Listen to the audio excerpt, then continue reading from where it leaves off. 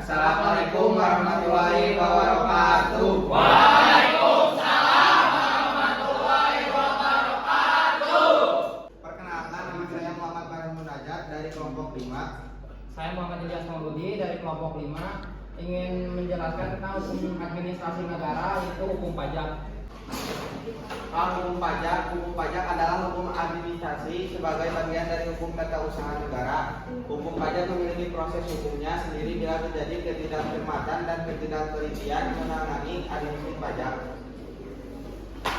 Dan hukum pajak menurut para ahli yaitu Rahmat Soemitro menjelaskan mengenai siapa saja wajib pajak subjek dan apa saja kewajiban-kewajiban mereka terhadap pemerintah, maka pemerintah, objek-objek apa saja yang dikenakan pajak, tata cara penagihan, dan tata cara pengajuan, keberatan dan sebagainya.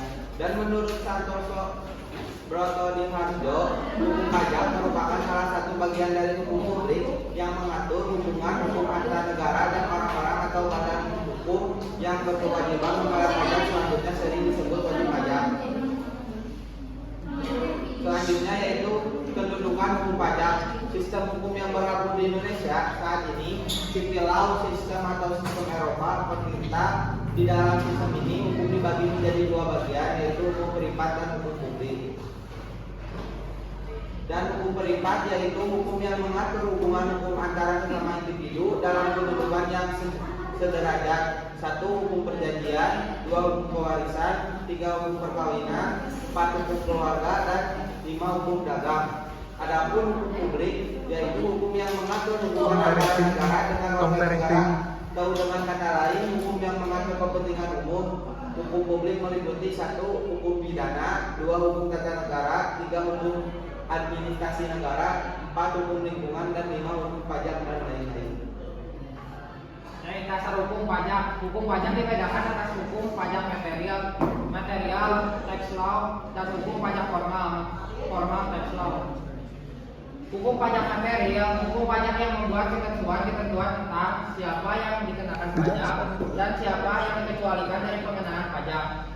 Apa saja yang dikenakan pajak dan berapa yang harus dibayar.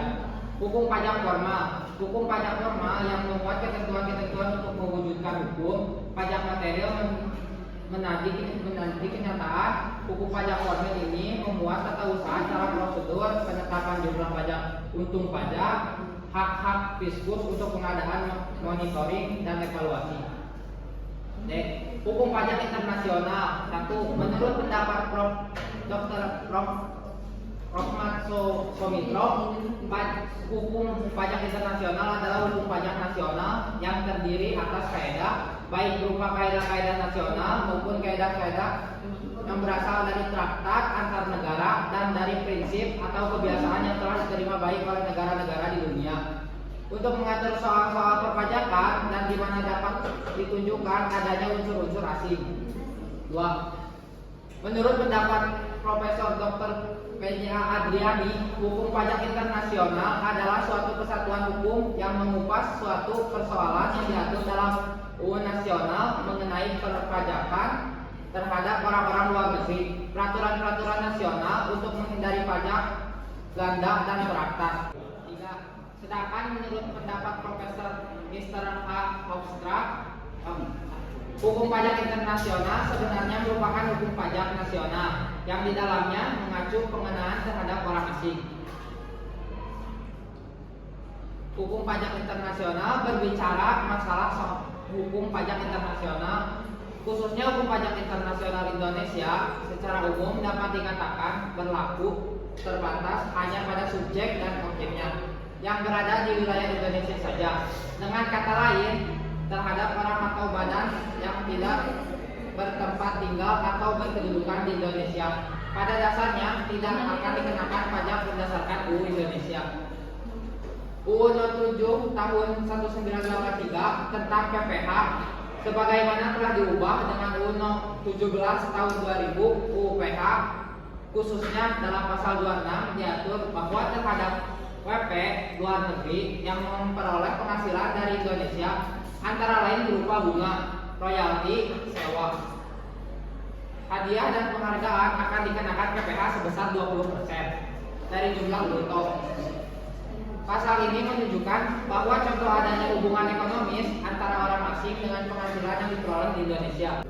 Sumber-sumber hukum pajak internasional. Menurut Profesor Dr. Rahmat Soemitro dalam bukunya Hukum Pajak Indonesia menyebutkan bahwa ada beberapa sumber hukum pajak internasional, yaitu satu, hukum pajak nasional atau unilateral yang membantu unsur asing. Yang keduanya yaitu traktat, yaitu kaidah hukum yang dibuat menurut perjanjian antar negara baik secara bilateral maupun multilateral. Yang ketiganya yaitu keputusan hakim nasional atau komisi internasional tentang pajak-pajak internasional. Sedangkan dalam buku pengatur ilmu hukum pajak R. Santoso Broto Harjo menyatakan bahwa sumber-sumber formal dari hukum pajak internasional yaitu satu, asas yang dapat dalam hukum antar negara. Dua, peraturan-peraturan unilateral atau sepihak dari setiap negara yang maksudnya tidak ditunjukkan kepada negara lain.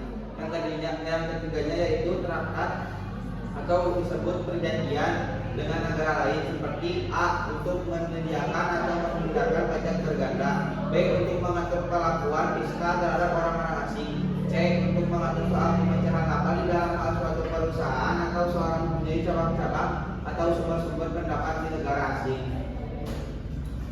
Terjadinya pajak berganda internasional yaitu pajak berganda internasional umumnya terjadi karena pada dasarnya tidak ada hukum internasional yang mengatur hal tersebut, sehingga terjadi bentrokan hukum antar dua negara atau lebih. Menurut Profesor Rahmat Soemitro menjelaskan bahwa ada beberapa sebab terjadi pajak berganda internasional, yaitu satu, subjek pajak yang sama dikenakan pajak yang di beberapa negara yang dapat terjadi karena satu, domisili rangkap, dua, kewarganegaraan rangkap, tiga, bentrokan atas domisili dan atas kewarganegaraan. Dua, objek pajak yang sama dikenakan pajak yang sama di beberapa negara. Tiga, subjek pajak yang sama dikenakan pajak di negara tempat tinggal berdasarkan atas worldwide com, sedangkan di negara domisili dikenakan pajak berdasarkan atas sumber. Cara penghindaran pajak berganda internasional yaitu ada dua cara untuk menghindari pajak berganda internasional, yaitu sebagai berikut. Satu, cara unilateral. Cara ini dilakukan dengan memasukkan ketentuan untuk menghindari pajak berganda dalam undang-undang suatu negara dengan suatu prosedur yang jelas. Dua, cara bilateral atau multilateral. Cara bilateral atau multilateral dilakukan melalui suatu perunding antar negara yang berkepentingan untuk menghindari terjadi pajak berganda. Perjanjian yang dilakukan secara bilateral oleh dua negara, sedangkan multilateral dilakukan oleh lebih dari satu dua negara, yang lebih dikenal dengan sebutan traktat atau tax treaty. Perjanjian dalam pajak berganda internasional. Perjanjian seperti kebanyakan masih berusia muda.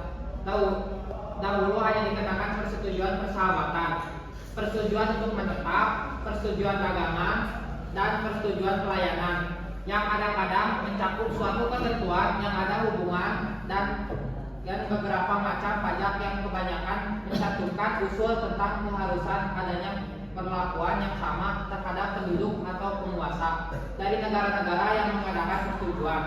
Ketentuan-ketentuan penting yang tercantum dalam perjanjian pajak berganda secara singkat adalah sebagai berikut. Satu, orang-orang yang dapat menikmati keuntungan dari perjanjian-perjanjian. Dua, pajak yang diatur dalam perjanjian. Tiga, sengketa internasional. Empat, arti tempat kediaman fiskal. Kedudukan hukum perjanjian pajak. Bagaimana kedudukan hukum suatu perjanjian perpajakan yang diadakan antara Indonesia dengan negara lain. Bila ditelusuri dasar hukum bisa diadakan perjanjian perpajakan antara negara, maka kita kembali pada konstitusi, yaitu pasal 11 ayat 1 Undang-Undang Nomor 945 beserta perubahannya. Mengacu pada dasar hukum tersebut, tentu saja akan memerlukan waktu yang cukup lama.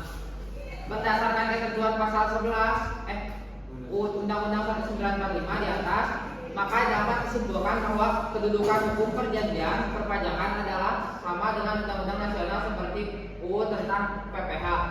Kedudukan hukum perjanjian perpajakan tidak lebih tinggi dari hukum perpajakan nasional.